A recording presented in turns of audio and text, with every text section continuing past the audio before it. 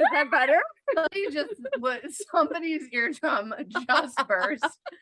We started this 100th episode and then had to restart.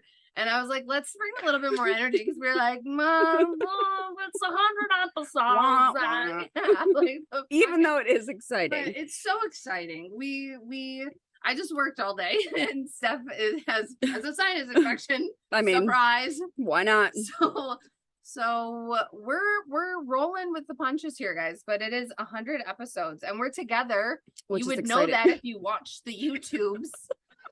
You got on the interwebs and went to YouTube. If you put in youtube.com and saw us, maybe gave it a like. Subscribe, maybe, whatever. We battle the bots in the comments. I'm just kidding. I've never even looked. There's like a couple. I'm like, oh God, there was a lot of comments on this episode. And I was like, oh, okay. So cool. It was like, please enjoy this sound and blah, visit this place. I'm like, what the hell is this? Kind of like the one comment on your reel that was like, hello, divine being. I have, God, everywhere. like, yes. Can you leave me a just please? DM me a picture of your right palm. Okay. It's right there. Do you see it or no? Anyways, today we are back with another interview and we're freeballing this bitch. We have no questions. We're just excited to have Morgan with us today. Hello, Morgan. Hi. I love freeballing, by the way. That's like totally my style. Yes. That's my most comfortable way of being. So let's fucking do it. Let's do it. Let's do this. So, Steph, how do you know Morgan? So, funny story. I actually I don't know that we met at the other fitness event that we were at in 2019. No, we didn't. But we were in the same room together, but we didn't talk. Which is weird, by the way. It's so weird. Because there's so many people that I'm involved with now that were in that same room that I never talked to. Right? Like, that's wild. But I fell in love with Morgan in the Babe Gang because she brings peace to my soul and I love everything about her and she makes me laugh and she's amazing. Yes. Because then I think the first time I talked to you was in Nashville. I was like, hey, Morgan, you're like, hey, but that was like the extent of it. Yes, again. And then I didn't see you. It was like another year before I actually had a conversation. So pretty much we were just stalking each other across the country. These dancers, no, but it feels like that a little bit. And I feel like you have evolved so much in those 3.5-ish, 4 years. It's crazy because it feels like it's been a decade. Mm-hmm. You know what I mean? Even longer. It feels like it's been a fucking century. You know what I mean? What? Excuse me? Dude, Siri just interrupted. Nobody was even talking to her. Nobody even said anything. I promise you it's because I'm here because mine on my watch always listens and randomly butts in and I'm like, literally nobody was talking to you. That was so weird. Honestly, I don't trust AI, so it's fine. I mean, I don't know if Siri's considered AI, but we have another guest. We'll get to you in a minute.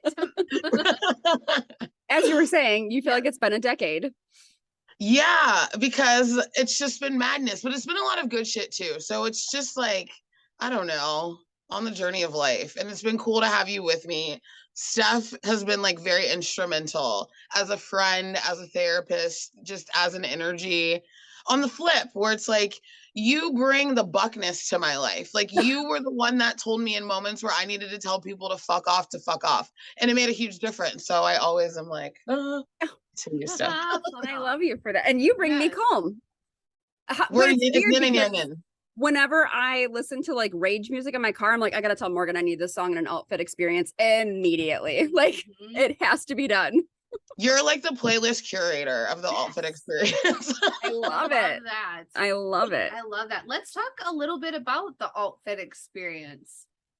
Yeah, that'd be awesome. I don't even know where to start. I guess I can start by saying I started teaching dance fitness 8 years ago. Mm-hmm. And it was just different back then. It was Zumba or very specific hip hop types of dance fitness classes, which was cool when I was first getting into it because I needed that. You know what I mean? Mm-hmm. I hadn't really evolved into this other version of myself.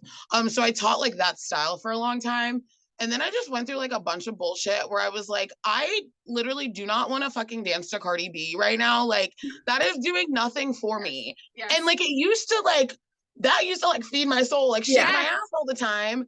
But there was just like I needed to like open up something different. So long story short, we talked about the Badass Babe Gang. Burns, I was in a like mentor group for fitness instructors, and she would always be like, why don't you just like do dance fitness to the music that you like are listening to right now? Mm-hmm. A lot of like alternative rock, like a touch of emo, but a like lot of 90s like grunge. 90s grunge, like nostalgia, like shit you literally forgot about almost, you know? Yes.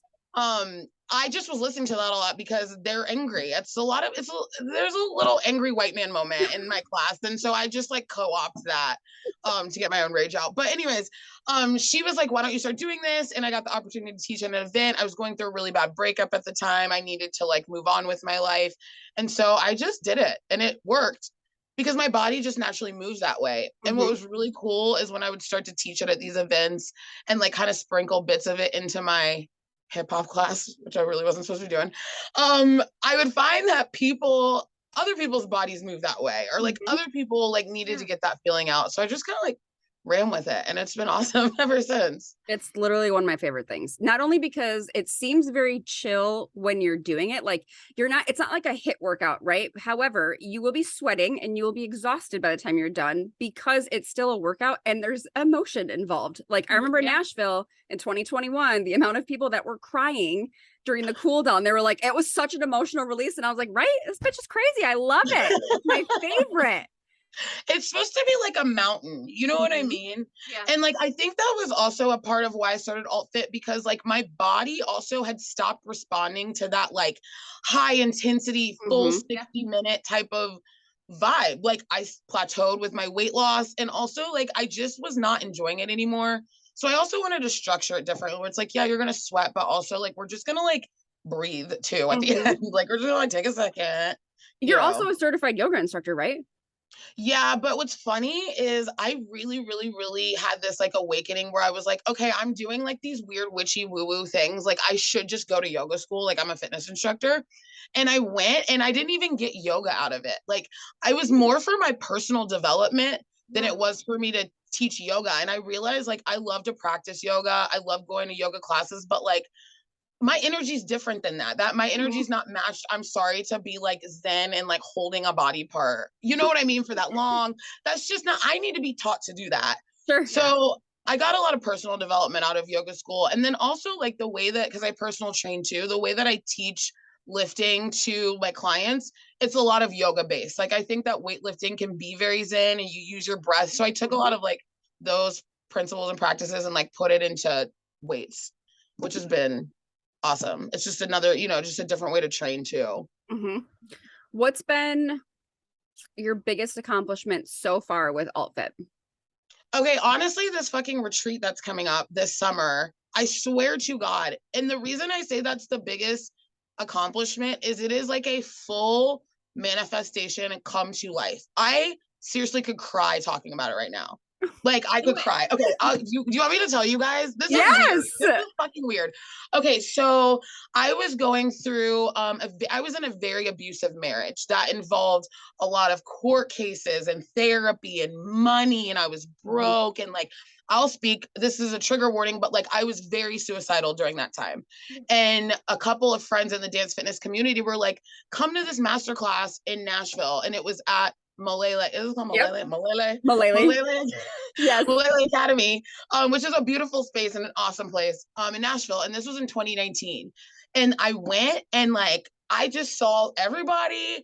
Burns was teaching. We did this weird like African day. Some of these people listening to this podcast are gonna remember. Like we were just doing weird things and moving our bodies. It made me feel really good. And I was in a place where I just wanted to be open. So I just started going up to people, like literally just walking up to people being like, dude, you're so pretty. Like, dude, that fucking dance was so awesome. Like, and I didn't even know Burns at the time. Like I knew her like virtually. Yeah. And I just went up to her ass and I was like, you are fucking everything. What the hell? And we like took a picture. I had no idea, that we would become friends and work together.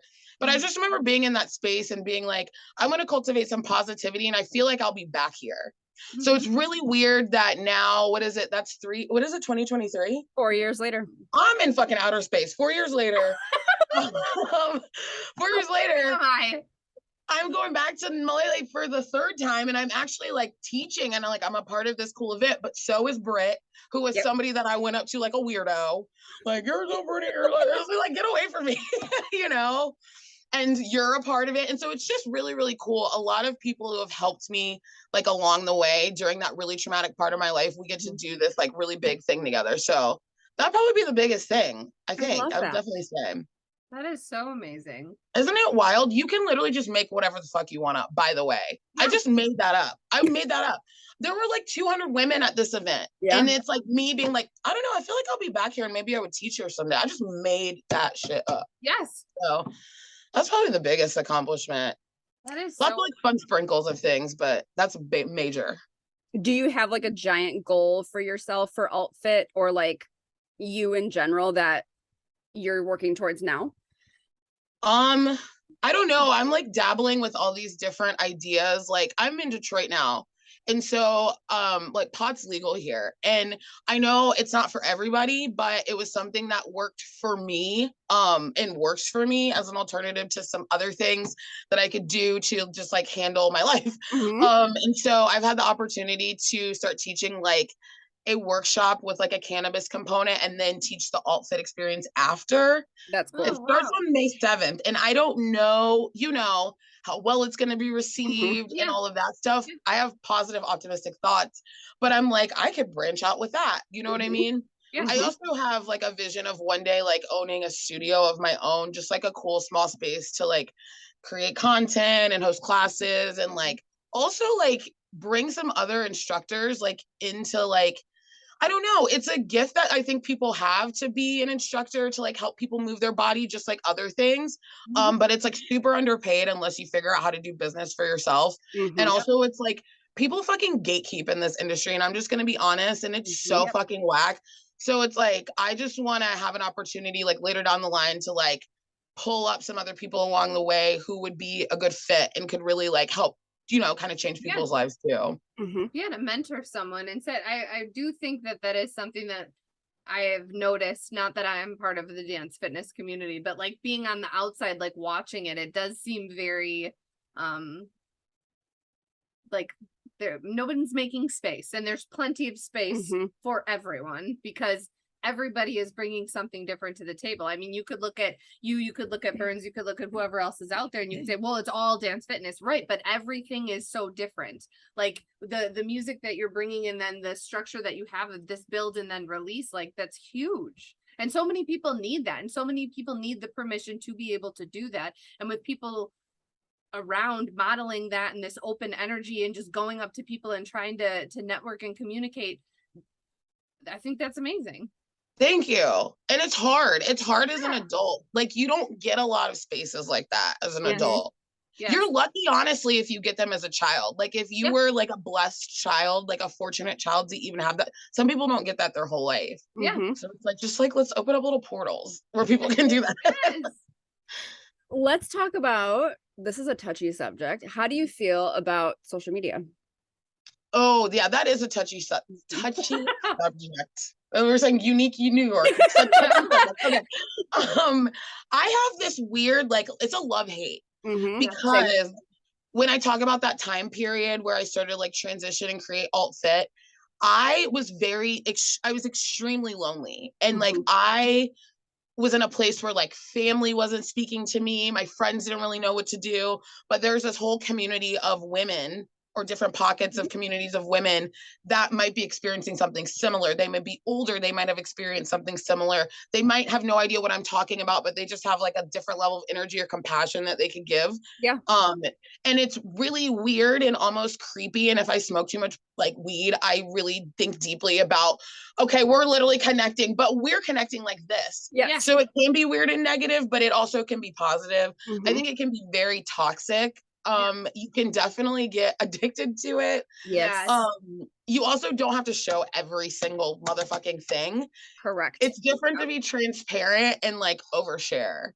Yeah. And I feel like I'm always towing that line a little bit. I was going to say, here's, I think my struggle sometimes is like, I 1000% agree that you don't need to show all aspects of your life because it's not appropriate. On the other end, what drives me nuts is the people who have curated perfection. Like, yes, that's not real.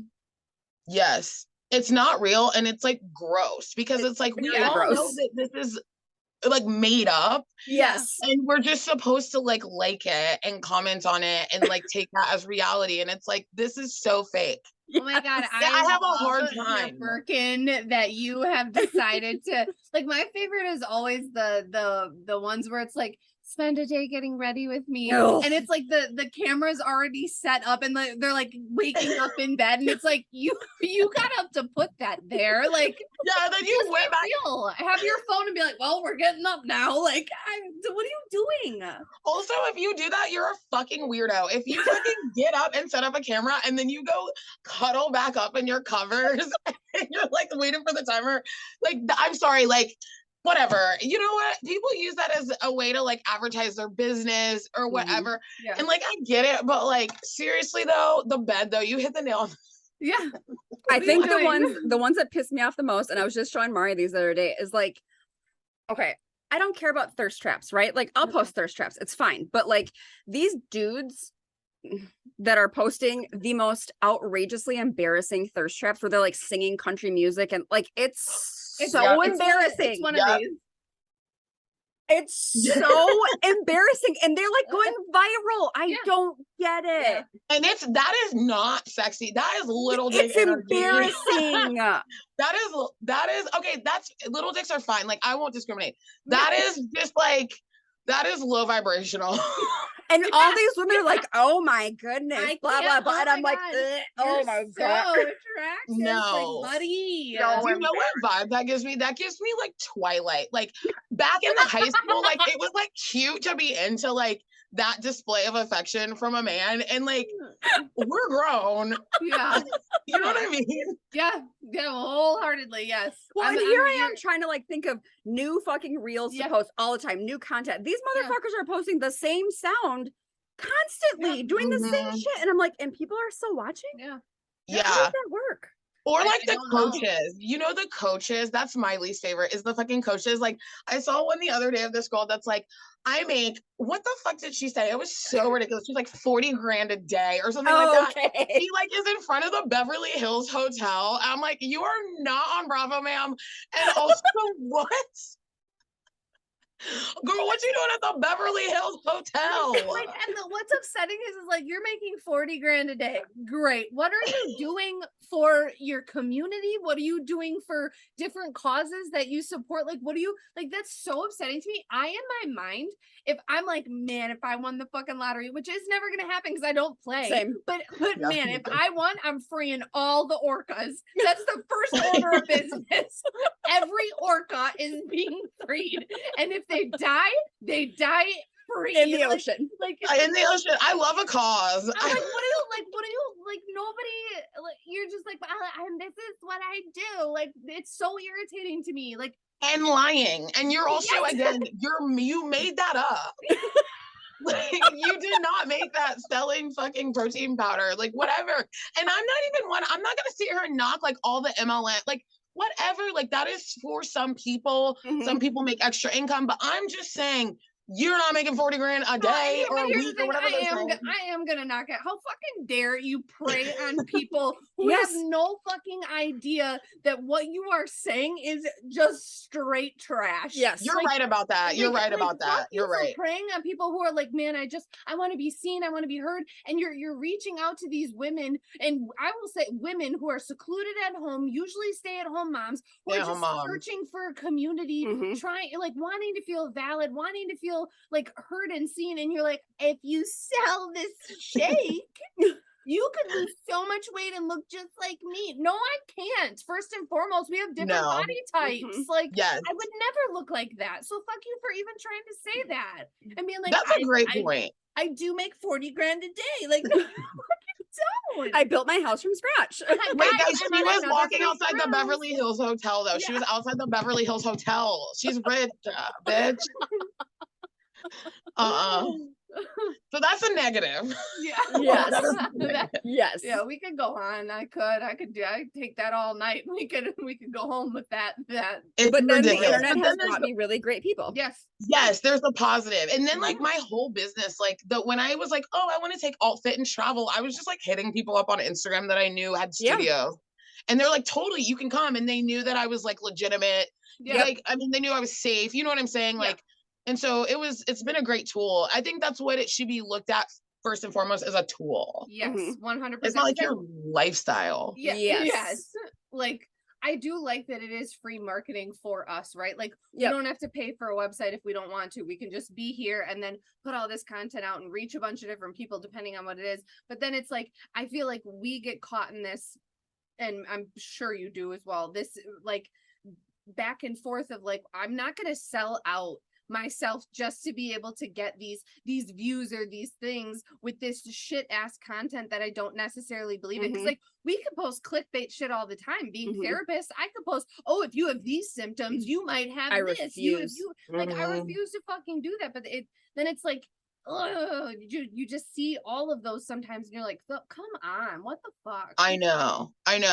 I think it's better, like the thing that's helped me a lot is to like think of it on like a smaller scale, where it's like, I'm literally like not trying to go viral. Like, there's no reason. Like, if let's just say like one of my workout videos, which has happened to a lot of people like in my industry, their video goes viral, right? Okay, well, there's gonna be 3/4 of the people that like love that video, but then they're gonna like actually click on my shit, and I might not be like their fit. And it's like, does that even really translate into like them taking my class or signing up for my website or buying a shirt when there's like, I don't know, a ton of people that it's not even for? So I try to think of it more of like, I'm speaking to the people I'm speaking to. If that means that I get one fucking like on my post, well, that one person legitimately liked it and might get something out of it. 10 people, 100 people. It gets to the point where the number so much doesn't matter if you're not like actually reaching people, or you're not getting like a profitable or like a return on it. I shouldn't even say profitable. I just mean like an energy return or a money return. Like, it just becomes pointless. Then it becomes about attention. Now you're doing it to like feed yourself. Because the number shouldn't matter. You know what I mean? 100%. And I think that is such a good way to look at that too, of like, what is the energy return that I'm getting, right? If it reaches 100 people or 10,000 people, it depends on the return. Like, who is interacting with me that's bringing something to my life, or at least sharing something with me that it's like, okay, we can have this back and forth, engagement, versus it reaching 10,000 people and maybe you're on the wrong side of whatever algorithm you're using, and now you got like little teen boys being like, you suck, like, it's like, what? Like, where is this coming from? Like, no, I feel like the internet and social media, this is like very woo, I'm sorry, but like, I feel like it has an energy and like its own like thing of it, you know what I mean? It's its own beast. And like, this is going over, well, this is y'all's podcast, so I can say whatever the fuck I want. But like, you ever, when you on someone's social media page, or even if you watch like a porn video and it like gives you the fucking ick. It's like, you're like, oh, like you accidentally clicked on something, or you read the description and you're like, okay, no. Like, that shit has energy behind it. Almost to the point where it's like, the way it was made, maybe the way the people were, the way all of it does translate through the internet. Social media is the same way. It's all like that. That's why I said I don't fuck with AI, because why are you telling me I'm not hot enough? Why are you trying to fucking make me a damn purple unicorn with you know what I mean? I don't trust it, because I think the whole internet has an energy within itself. You know what I mean? 100%. I think that is beautifully spoken and put wholeheartedly, because I don't think that anybody can't relate with that statement of like getting on something and being like, what's happening here? Like, what? No, thank you. What is going on? And then like having those moments too, where like you go back to it, like the thought in your head, and you're like, ugh, like, what was that? Or like, I don't like, I think that is a great way to put that. So also try not to post, like, if you're really like in an open, like vulnerable, like I try not to. If I'm like actually really like just raw cut open, like feeling some shit, like I'm not going to post a vulnerability post that's too over the top if I feel it doesn't feel good to me. Sure. I'm also not going to start jumping around doing damn fitness Yeah. to just post a video, because people are going to, there's just an exchange that happens, I think is real. Yes. And then it goes into that feeling like, you know, is this actually lining up with who I am? Or is this that I just presenting this space, and then they actually get to my profile and see, you know, I'm multifaceted, and then it's like, oh, this isn't what I wanted. And it's like, well, yeah, it wasn't meant for you. So right. Wholeheartedly. And people know the difference. You know the difference. Some of them, my favorite posts on social media have been like women in tears, like just really speaking their truth and telling the truth. But they know the difference. You know what I mean? They and know we as people that look at it know the difference. Yes. I know, like you were saying with the bed, when you set up your camera and you know what I mean? And you were just like showing a weird fake reaction versus someone that's actually experiencing something and is just trying to share. Yeah. So it's like all about the energy behind it. There's like that point to it at the end of like, that, you know, I'm feeling this type of way and this is what it has led me to, versus just like, I'm going to make this reel of this time I was crying where I videotaped myself in hopes that I could use that video at some point. It's like, well, I mean, we all cry. I mean, I could have 42 videos. Look at what our Marco is right now. Literally. We were talking this morning and I started crying and I was like, oh, I'm just stressed, I guess. Like, where did this come from? Like, but I'm not like, hold on, let me hit record stuff. Like, no, weird. I know. How are you feeling with the move to Michigan? Obviously, well, for those of you who don't know, she is living in Michigan with her husband. But before, yes. When you first moved there, did you feel welcome, but like, did you have a friend group there besides Sean and like his friends, or have you built that over the time that you've been there? Because it's been over a year now, right? Yeah, it literally was a year this week. It was just really weird. I'm like, that went by really fast. Yeah. I didn't know anybody, because like I was in Atlanta. I was in Atlanta forever. Yeah. Then I went to Mackinac Island, which is like this weird island top of Michigan. That's where I bartended up there. And that's where I met my now husband. But I had already gotten an apartment in Knoxville, Tennessee. So I went to yoga school. Then I moved back to Detroit. So I didn't know like anybody. But when I was in Knoxville, I didn't even have like, that was when me and Sean first started dating. Like we were doing long distance. So I literally had no motherfucking body. When I tell y'all that was the best time, one of the best times of my life, because it's like, I felt like honored to actually have a space. And like, it sounds so annoying now that I'm married. It's like, nobody wants to fucking hear this shit. Like, you know what I mean? Like, but okay. I wish people would talk more about when you're single, how fucking fun and like fulfilling it could be. Like people talk more about like and then when married people get married, they're like too good. They're like, and it's like, okay, no. When I was single, it was one of the best times of my life because it was my space. I ate my food. I watched my shows, listened to my music. I'm asking anybody for shit.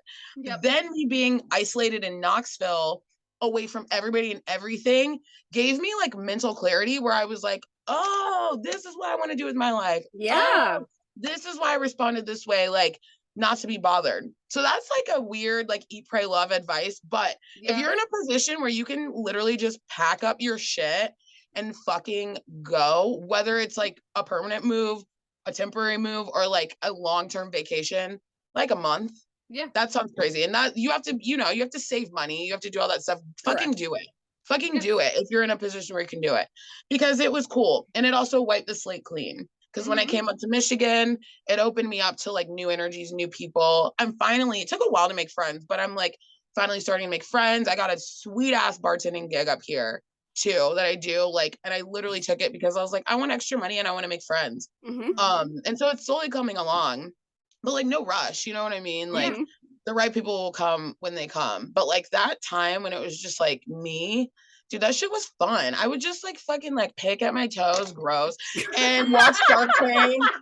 I love that. I can't tell you how many times I try to have conversations with clients of like, you guys, like there is a difference between lonely and being alone, and being alone is unbelievably fulfilling because you get to build that self-trust, that confidence in yourself over a consistent period of time because you're just with you. You're sitting with you, figuring out what you like, what you don't like, making choices, making decisions without the thought process of anyone else behind it. So there isn't anything restricting you. It is so freeing. And I think we both have experienced that. Yeah. And I beg clients, I'm like, just if they go through a breakup, I'm like, give yourself 3 months bare minimum, please. Just let yourself heal and then allow yourself to experience what being alone is. It is so fucking healthy for you. Yes, it's like the best. It's the best thing ever. It was the best. I feel like it just transformed my whole life having that time. Same. And I could have taken so many like probably safer routes, but I was like, I'm not doing that. I'm not doing that. I actually just want to be with me. Yeah. So it's cool. I also think too, like, I think that's why I'm in like a really good relationship marriage now. Yeah. Is because when I met Sean, well, I'll tell the truth. When I was on the island, like, and before the island, like, I was doing me. Like, I was like, I'm the bachelorette. You guys are the fucking pick-me's. Yeah. I'm gonna pick and choose who I want to go out with, and I'm gonna have fun. And I'm not gonna. I don't want to commit to anybody. I was more focused on like myself. And then when I got to Tennessee, I was like, oh, he lasted out of that whole group. He was the one. Like, I didn't even realize what, kind of what I was doing. Yeah. But I was in a place where I was so comfortable with myself and I was just having fun and I was really just being me, or fuck you guys, that it attracted somebody that was doing the same thing, you know? Yes. That's it. Literally, too many weird things had to align for us to be together that I'm like, that's totally got to be it. Yep.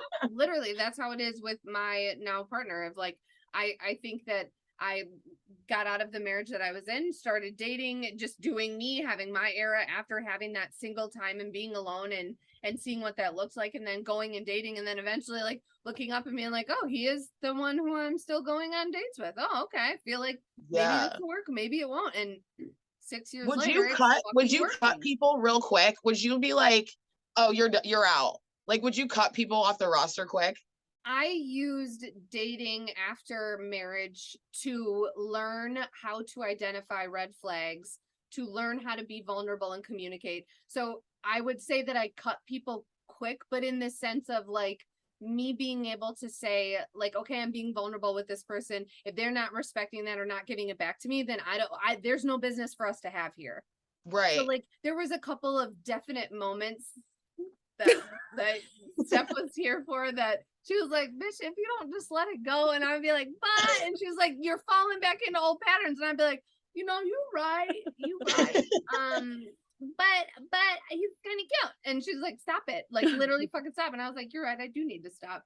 And again, so it's just that experimentation of like, okay, I'm going to start putting into practice these things that I preach to people that make sense to me, that I think are worth doing, and the return is huge, because it's like I'm going to be open and vulnerable, but if you're not going to return that, then you don't have a seat at my table. And that's completely okay, because I'm not afraid to eat alone, because I've been alone and I know exactly, I invested that time to know exactly what I have to offer somebody. So if you want to walk away, that's completely okay. It's no harm, no foul, no nothing. You are clearly needing to be somewhere else in this life, in this energy, in this chapter that we are in, and it's not mine. So right, because if you try to force it, and see, that's what I learned. That was the fucking the fool mistake that I made, like up until like the last 5 years at least, was like forcing shit, like forcing it.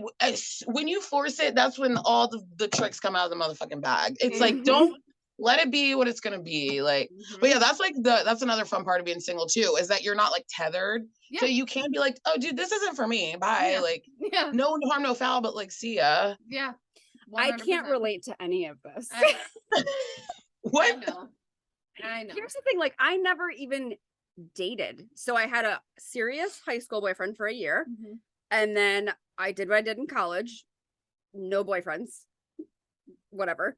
And then I met my ex-husband when I was 21 turning 22. So like that was the extent of my dating, because then I was married by 25.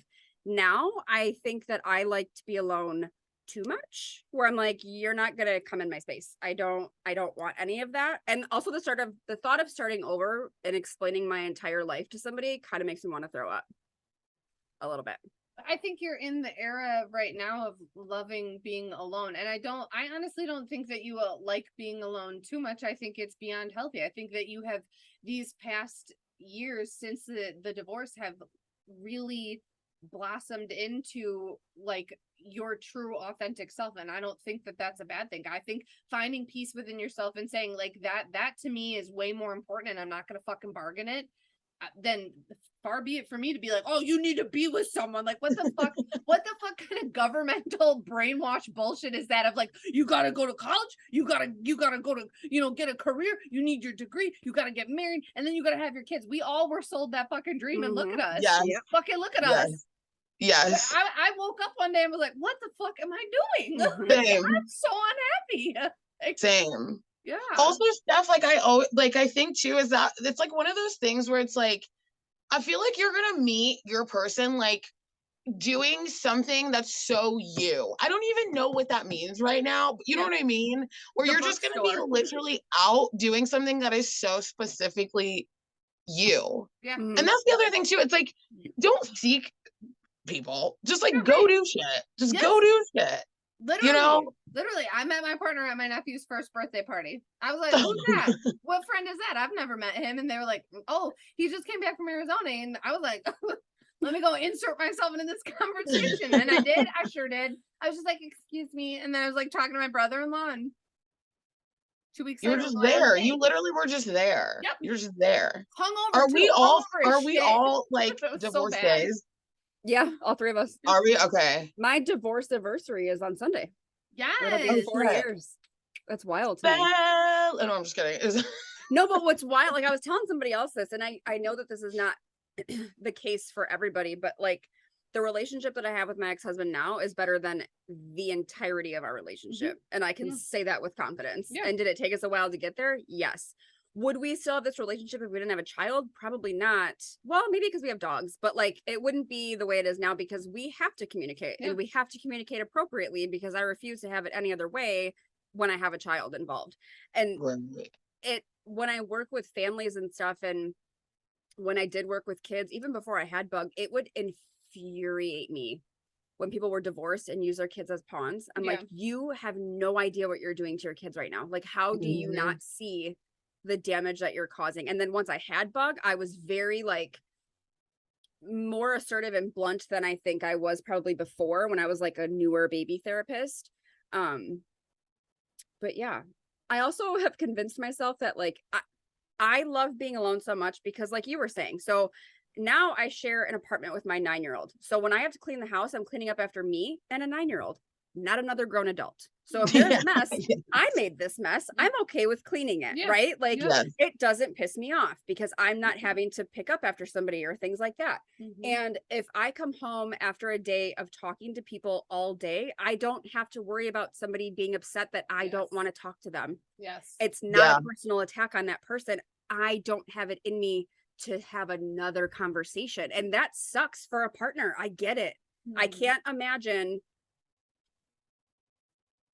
coming home to a partner who like is talked out and like doesn't want to engage me. Like that doesn't feel good, but that was just like my life for a really long time. And it's still that way. I don't have a lot of energy to engage in like an upbeat conversation. I don't necessarily want to relive my day either, especially when we worked at the psych hospital. No, I don't want to tell you about all the trauma I just endured working at a psych hospital with children. Like I don't want to relive that over and over and over, you know? But I think when you build a healthy relationship, they understand the ebb and flow. Sure. Because there are plenty of times where I come home and I'm tell Jeffrey, like, my brain is oatmeal. I don't have it in me today. And he's like, okay.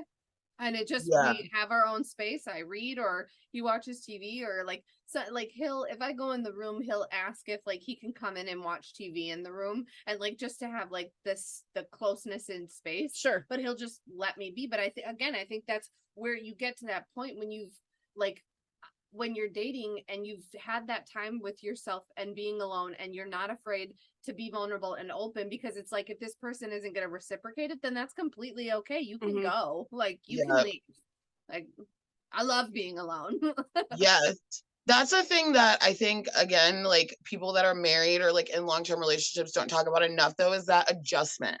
Like that was like a very real like adjustment, I think, for like both of us. And I think in a lot of couples that like people just don't really talk about, where it's like, you know, you're meshing two whole personalities together, two whole people that have their own careers, their own interests, their own, you know what I mean? And so it does take, like you were saying, like figuring out like the ebb and flow for things to work. And even in the healthiest of relationships, it's going to be like that, especially when you're first like meshing together. You know what I mean?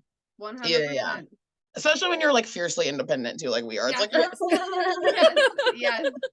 That's why I would like find him like kind of like creeping into the room being like, can I watch Netflix in here? And I'd be like, I forgot you were here. Because you just get so used to like, oh, I'm gonna go to work, I'm gonna come home, I'm gonna do it. Like you get so used to it. So but on the flip too, it's like I do feel like I'm a little bit like softer, like I'm like leaning into my like softer side in a way because you feel safe. Yes. And so that, you know what I mean? Like that's the flip too. Yep. Like a balance, like everything else is. I love that. Great conversations for sure. now. Yeah. Look at us. Yeah. I love talking to y'all. I love talking to you. Morgan's best. I told you she's awesome. I love her smile is like the sunshine of the world. Such a good vibe. What? Well, your smile, bitch, is amazing. So my mom would love to hear that. A lot of orthodontia going on. Yeah. Over here. Good. I'm gonna make my daughter listen to this part right here.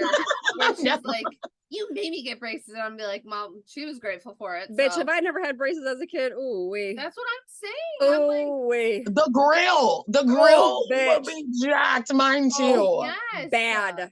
Mine too. My mom used to call me Shaka Khan. I'm like, you ass. and then never got me braces because of it. Like got my sister braces, but not me. I'm like, that's so foul. So I cannot. You think I'm ever gonna be able to get over knowing that your mom called you shit? Because my teeth are like fucked. I was like, what does that even mean? And I was so young, I didn't know. And now I'm like, oh, because she had fucked up teeth. Thank you. Okay. She, other than her teeth, she's an absolute goddess and an absolute musical icon. But like, cut it the fuck out. Your mom. I know. I'm like, Kathleen, you know what? Oh, okay. Jesus. Man. Do you have any questions for us, Morgan? Well, I guess you guys like barely answered. You barely said anything about it being your 100th episode. So I feel like I should like ask, like, that is a lot. Yeah. And so I guess I want to ask, like, really, what is your passion behind the podcast, and like what has kept you going to make 100 episodes? Like, what do you love about it? Why do you keep going? How do you not like divorce each other? I was gonna say this all the time. I know what my answer is, but do you want to answer first? Yeah, because I know what my answer is, and I know our answer is the same thing. So when I first met Steph, when we were working together in the hospital, we were literally like, she's in my phone still as my wife because she was my work wife.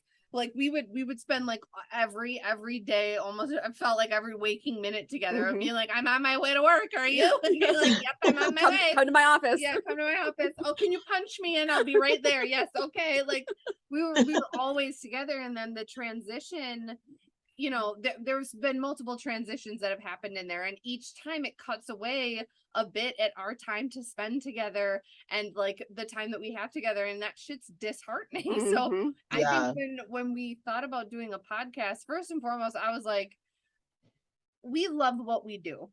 I won't ever change the fact that I love what I do, and I think I will always be a therapist. There is a limit onto what my brain and her brain can handle. So we started this in hopes that it would become a passive income to be able to like do something we love with talking with each other, talking about mental health, having this resource be out there for people, and still giving us the time that we love with psychology and the brain and helping people, but less direct, withdrawal from our energy sources.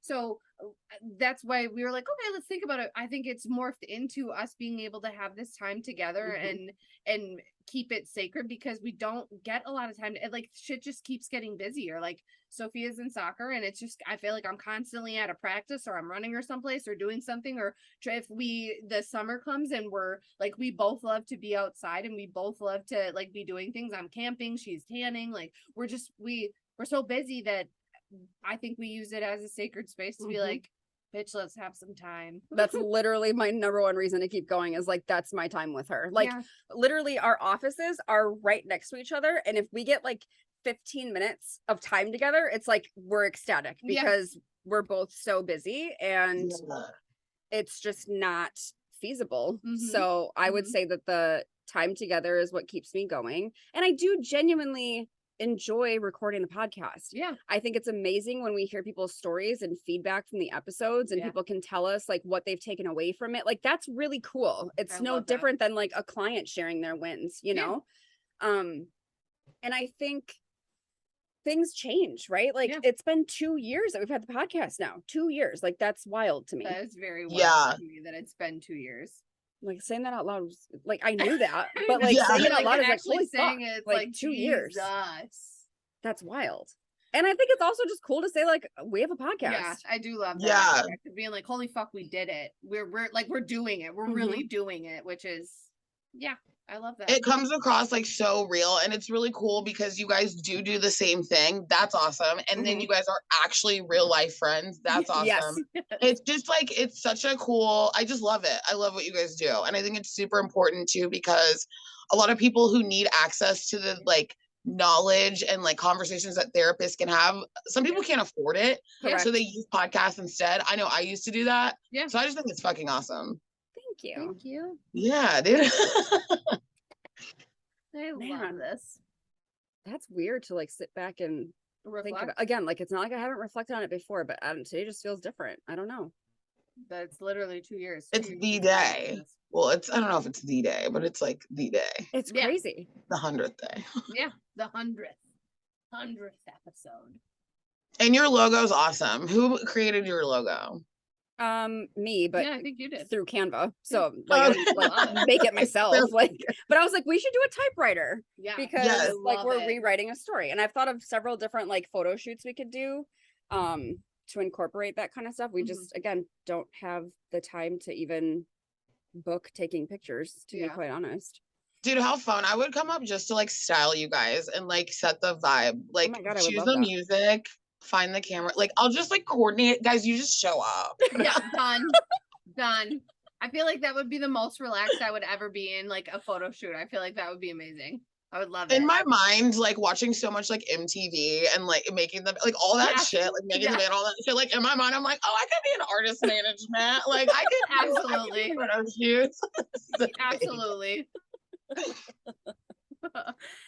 I love it. Yes. Well, tell everybody where they can find you. Okay, so you can go to my website. It's thealtfitexperience.com. That has all of my virtual classes and like information about live classes, also where I sell my merch.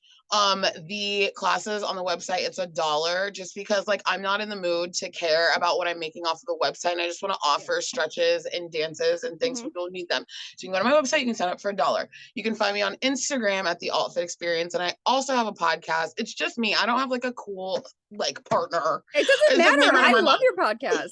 But it's called The Bitch Get Healthy Show, and it's on Spotify. And I just talk like really candidly about like what it's like to go through a wellness journey, whether it's like physical, emotional, mental. I also just tell like a lot of ridiculous stories of things that happened into my life, because I don't know, when you're like an energy ball, lots of other energy balls come towards you. So I just like to share like some of my life experiences on there.